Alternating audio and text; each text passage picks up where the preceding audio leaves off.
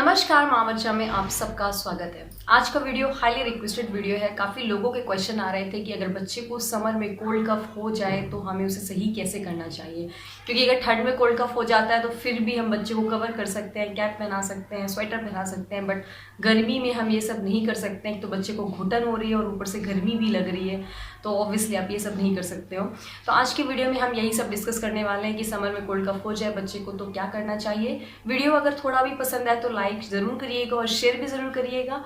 और साथ ही आप मुझे इंस्टाग्राम पे फॉलो कर सकते हैं। मेरा इंस्टाग्राम हैंडल है mama_बच्चा। सो वहाँ पर आप मुझसे जुड़ पाएंगे और डायरेक्ट कोई भी क्वेश्चन है तो वहाँ पर आप मुझसे पूछ सकते हैं, मैं उनका ज़रूर आंसर करूँगी। तो चलिए वीडियो को शुरू करते हैं।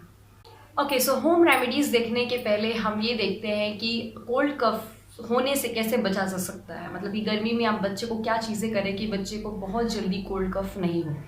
तो सबसे पहले चीज़ देखिए, गर्मी में बहुत ज़्यादा पसीना निकलता है, बच्चे को पार्क में लेकर जाते हैं, यहाँ वहाँ घूमने जाता है बच्चा, तो ये मेक श्योर करिए कि बच्चे को आप उसका अच्छे से क्लीन करें, हाथ पैर धोएं। जो मैं टॉडलर की बात कर रही हूँ, मतलब जो 8-10 महीने के भी बच्चे हैं जिनको आप बाहर लेकर जाते हैं, उनकी अगर मैं बात करूँ तो उनको वापस से हो सके तो नहला भी सकते हैं गर्मी में, या अगर नहला नहीं रहे हैं तो स्पॉन्ज बात दे दीजिए, अच्छे से गीले कपड़े से पोंछ दीजिए।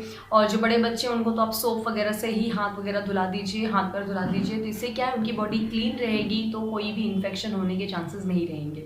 गर्मी में इस चीज़ का आपको ज़रूर ध्यान देना है। दूसरी चीज़, अब होता क्या है, गर्मियों में हम एयर कंडीशन में रहते हैं, बिल्कुल क्लोज स्पेस पे रहते हैं, ड्राई स्पेस पे रहते हैं। अब इसमें क्या है, बच्चों को इस टाइम पे आउटडोर एक्टिविटीज़ में लगाना बहुत ज़्यादा ज़रूरी होता है।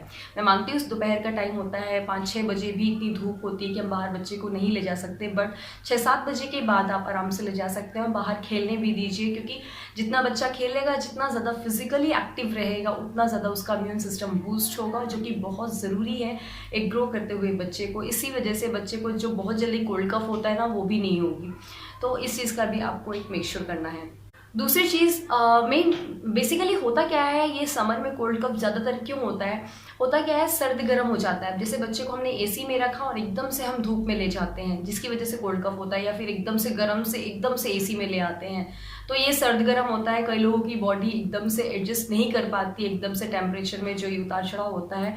मेरे साथ भी ये होता है, फ्रेंकली स्पीकिंग। मैं भी एकदम से अगर एसी से फिर एकदम से धूप में आ जाऊँ, धूप से एसी में 2 बार भी अगर आ जाऊँ तो मुझे तुरंत स्नीजिंग चालू हो जाती है। तो ये अपनी अपनी बॉडी होती है, तो इस चीज़ का ध्यान रखिए। अगर आपको बच्चे को एकदम से धूप में लेकर जाना है तो थोड़ा सा आप कवर कर दीजिए बच्चे को कॉटन के कपड़े से, कि एकदम डायरेक्ट सनलाइट नहीं पड़े या डायरेक्ट एकदम से गर्मी नहीं पड़े बच्चे को, क्योंकि एसी से धूप में जाएगा, सर्द गर्म की वजह से ये कोल्ड कफ होता है और ये स्टिकी नोज हो जाती है, छींकें आने लगती हैं। स्पेशली छोटे बच्चों में ये बहुत ज़्यादा प्रॉब्लम होती है। एक और चीज़ होता क्या है कि जो मैं बात कर रही हूँ छोटे बच्चों की, जो कि 1 या 2 महीने के हैं, उनके साथ क्या होता है, गर्मी में हम सोचते हैं हमें गर्मी लग रही है, उन्हें भी गर्मी लग रही है। उन्हें गर्मी लगती है, मैं मानती हूँ, लेकिन अभी वो माँ के पेट से निकले हैं। तो गर्मी के टाइम पे जो 1-2 महीने के बच्चे हैं, उनके साथ आप क्या करिए, कॉटन के कैप आते हैं या फिर वो एक कपड़ा आता है फालालिन जिसे बोलते हैं हम, आप थोड़ा सा सर्च करिएगा। वो जो सॉफ्ट कपड़ा होता है, जो स्पेशली जिसके न्यू बॉर्न बेबीज़ के कपड़े बनते हैं, उसके कैप आते हैं, वो पहनाइए। जैसे आप कूलर में अगर बच्चे को लेटा रहे हैं तो वो कैप को पहना दीजिए, कॉटन का कैप को पहना दीजिए जिससे कान बंद रहे हैं, क्योंकि एकदम से डायरेक्ट हवा पड़ेगी बच्चे में, जो छोटे बच्चे हैं तो उनको सर्दी हो जाएगी, खांसी भी होगी और आवाज़ भी बैठ जाती है कई बार बच्चों में। तो ये छोटे बच्चों में तो स्पेशली ध्यान रखिएगा इस चीज़ को, क्योंकि नन्नू भी छोटी थी, मतलब जब नन्नू 3-4 महीने की थी तब ये मार्च-अप्रैल का ही टाइम चल रहा था, तो हम लोग उसको कॉटन का कैप पहनाते थे, क्योंकि कूलर में एकदम से उनको लेकर आना बहुत ज़्यादा उनको, मतलब वो एडजस्ट नहीं कर पाते हैं। तो ये छोटे बच्चे के लिए ये चीज़ ध्यान देने लायक है। ओके, सो ये कुछ रीज़न है जिसकी वजह से समर में कोल्ड कफ होता है, और ये एक्चुअली वायरस की वजह से ही होता है। होता क्या है, आपने कोल्ड कफ जो विंटर में होता है आपने देखा होगा, वो बहुत जल्दी फिर भी सही हो जाता है 5-6 दिन में, बट गर्मी में अगर एक बार कोल्ड कफ हो जाता है ना, तो वो मतलब बहुत टाइम लग जाते हैं। तो क्या होता है ना, हम सर्द गर्म वाली चीज़ वही आ जाती है, गर्मी भी लगती है, कोल्ड कफ भी हो रहा है, ठंडा पानी पी रहे हैं, मटके का पानी पी रहे हैं, फ्रिज का पानी पिला रहे हैं बच्चे को, तो ये सब चीज़ें बच्चे की बॉडी एडजस्ट नहीं कर पाती है, सह नहीं पाती है, और वो जो कोल्ड कफ है वो बना ही रहता है और सही होने का नाम ही नहीं देता है।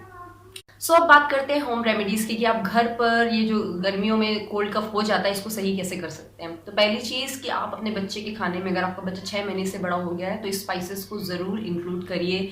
जीरा हो गया, हींग हो गया, लहसुन हो गया, लहसुन भी इसमें आता है, स्पाइसेस में आता है, अदरक हो गया। ये कुछ चीज़ें हैं जो कि थोड़ी गर्म होती हैं, दालचीनी हो गया, इसको आप बच्चे के खाने में रोज़ मिलाइए। ऐसा कुछ नहीं है कि गर्मी में बच्चे को गर्म करेगा, अभी उनकी ग्रोइंग बॉडी मतलब इतना कोई प्रॉब्लम नहीं होगा, आप हर चीज़ खाने में मिला सकते हैं। तो अगर थोड़ा भी कुछ अगर आप फ्राई कर रहे हैं उसमें अगर जीरा वगैरह, हींग वगैरह का यूज़ करेंगे तो बच्चे की बॉडी में जाएगा और इससे बच्चे की इम्यूनिटी बूस्ट होगी। तो अगर कोल्ड कफ हो गया है बच्चे को तो आप ये काम कर सकते हैं। दूसरी चीज़, मैंने इसका एक सेपरेट वीडियो किया है, बेबी विक्स जो आता है मार्केट में, आप उसको अप्लाई कर सकते हैं रात को सोने के पहले। अब प्रॉब्लम क्या है, कई लोग पूछते हैं बेबी विक्स अप्लाई कर रहे हैं तो क्या ढकना है। तो बिल्कुल आप भले एक पतली चादर से उसको ढके बच्चे को, लेकिन आपको ढकना ज़रूरी है। और उस टाइम पे कूलर ऑन नहीं करो, AC भी ऑन नहीं करो, फैन बस ऑन रहने दो 1-2 घंटे के लिए। तो बच्चे का जो वो सर्द गर्म है वो नहीं होगा और जल्दी से बच्चे को रिलीफ मिलेगा। एक और चीज़ मैं आपको यहाँ पर बोलना चाहूँगी, अगर आपके बच्चे को 4-5 दिन से ज़्यादा हो गया है कोल्ड कफ के लिए, भले ही वो सर्दी हो या गर्मी हो, कभी भी हो, अगर 4-5 दिन से ज़्यादा हो गया है कोल्ड कफ हुए तो आप होम रेमेडीज़ मत अप्लाई करिए। फिर आपको उस टाइम पे डायरेक्ट डॉक्टर के पास जाने की ज़रूरत है, क्योंकि क्या होता है 3-4 दिन बाद आपकी बॉडी में वायरस फैल जाता है बच्चे की बॉडी में और उस टाइम पे एंटीबायोटिक की ही ज़रूरत पड़ती है। जितनी भी होम रेमेडीज़ होती हैं ये अगर आप इनिशियल स्टेज पे अप्लाई कर लेंगे तो काफ़ी हद तक राहत मिल जाती है और सही भी हो जाता है। जैसे ये बेबी विक्स वाली जो बात मैं बता रही हूँ, ये अगर आप इनिशियल स्टेज पे लगा देंगे बच्चे को तो बहुत ज़्यादा रिलीफ मिल जाता है बच्चे को। एक और चीज़ आप ये कर सकते हैं, सरसों का तेल भी लगा सकते हैं, रात को सोने के टाइम पे लगा दीजिए, फिर उसके बाद बच्चे को पतले चादर से ढक दीजिए। हथेली वथेली में मत लगाइए क्योंकि गर्मी है, स्टिकी होगा, तो आप सीने पे लगा दीजिए, छाती पे लगा दीजिए, पीठ पे लगा दीजिए, थोड़ा सा बॉईल करके लगाइए। और या फिर आप चाहे तो उसमें अजवाइन भी बॉईल करके लगा सकते हैं, वो भी बहुत फ़ायदा करेगा।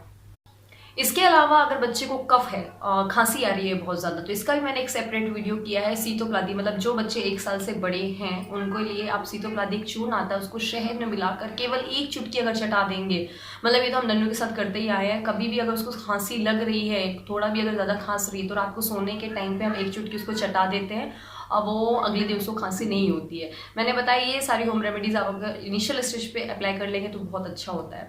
तो आप ये सीतोप्लादी भी यूज़ कर सकते हैं अगर आपका बच्चा 1 साल से बड़ा है तो। साथ ही इसके अलावा आप अपने बच्चे को हाइड्रेट रखिए क्योंकि बहुत ज़रूरी है। समर में पता नहीं होता, हम कई बार भूल जाते हैं बच्चे को पानी देना। पानी दीजिए, जूस दीजिए, फ्रूट्स दीजिए, कुकुम्बर दीजिए, सैलड दीजिए, मतलब इस तरह से बच्चे को हाइड्रेट रखना बहुत ज़रूरी है इस टाइम पे, क्योंकि इतनी ज़्यादा गर्मी पड़ रही है। हम एडल्ट्स का ऐसा हाल हो रहा है तो फिर तो बच्चों का तो हाल हो ही रहा है। थोड़ा सा आप होंठ वगैरह अगर लग रहा है बच्चे के होंठ थोड़े सूखे हैं, यूरिन अगर येलो जा रही है बहुत ज़्यादा कलर में, तो आप ध्यान दीजिए, बच्चे को और ज़्यादा पानी की ज़रूरत है। क्योंकि अगर बच्चा हाइड्रेटेड नहीं रहेगा, बच्चे में की बॉडी में अगर पानी की कमी पड़ेगी तो भी उसकी जो बॉडी है वो बहुत जल्दी इन्फेक्शन उसमें फैल जाता है बच्चे में। तो ये कुछ होम रेमेडीज़ थी जिसको कि आप घर पे ही कर सकते हैं, इनिशियल स्टेज पे अप्लाई करिएगा। मैं ये चीज़ बार बार बोल रही हूँ, अगर 4-5 दिन से ज़्यादा हो गए तो आपको डॉक्टर के पास जाना ही जाना है। फिर ये होम रेमेडीज़ काम नहीं आती हैं, बहुत ही रेयर केस होते हैं कि काम आ जाए, बट वैसे नहीं आती हैं। आप शुरू में ही ये कर सकते हैं। सो आई होप आपको ये वीडियो अच्छा लगा होगा, तो फटाफट इसे लाइक करिए, शेयर करिए और चैनल को सब्सक्राइब करिए। Thank you so much, thank you for watching.